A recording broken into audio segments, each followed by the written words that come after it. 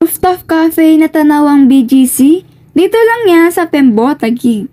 Hey people! Nakikita nyo ba yung tent sa taas? Diyan tayo mamaya. Pero bago yan, andito yung hagdan paakyat sa tabi ng dali. Pwede mag-park dyan sa gilid. So tara, let's go! Bago umakyat sa taas, kailangan muna natin mag-log for security purposes. Aakyat tayo sa 4th floor dahil dun mismo ang Designer's Cafe. Sa 4th floor, sa dulo ng yung unit nila, which is yung Unit 403. Halika, pasok tayo! Pagpasok, ito yung bubungad sa inyo. Simple diba pero mukhang pinag-isipan. May bintana sa gilid with 3 chairs. Nakita mo ang sky and neighborhood ng Pembo. Pet friendly din sila. Basta behave ha.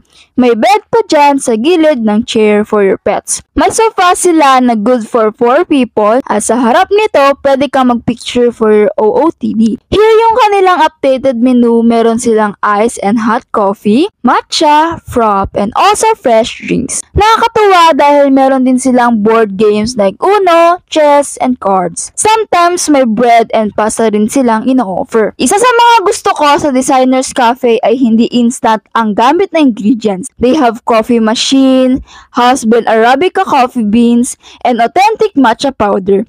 Bukod doon, talagang ginagawa with passion yung mga food and drinks.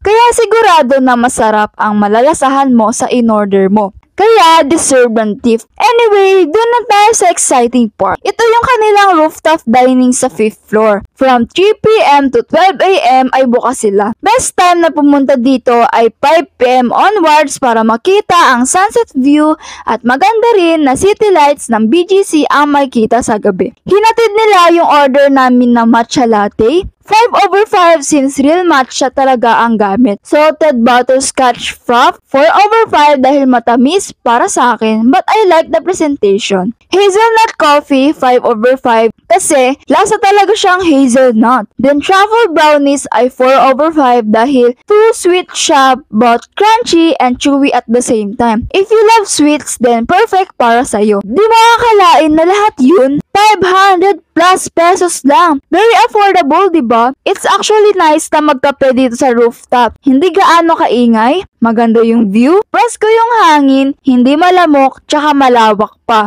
Pwede ka tumunganga dito habang nakatingin sa malayo. Pero di namin ginawa yon dahil gusto namin i-enjoy yung mga games. Kinuha ko yung 101 games ata yun. Marami na siyang laro in one box. Nilaro namin yung snake and ladder since yun lang yung familiar kami at nag-enjoy naman kami syempre. It's time to go home! Nag-take out ako ng drinks and while waiting,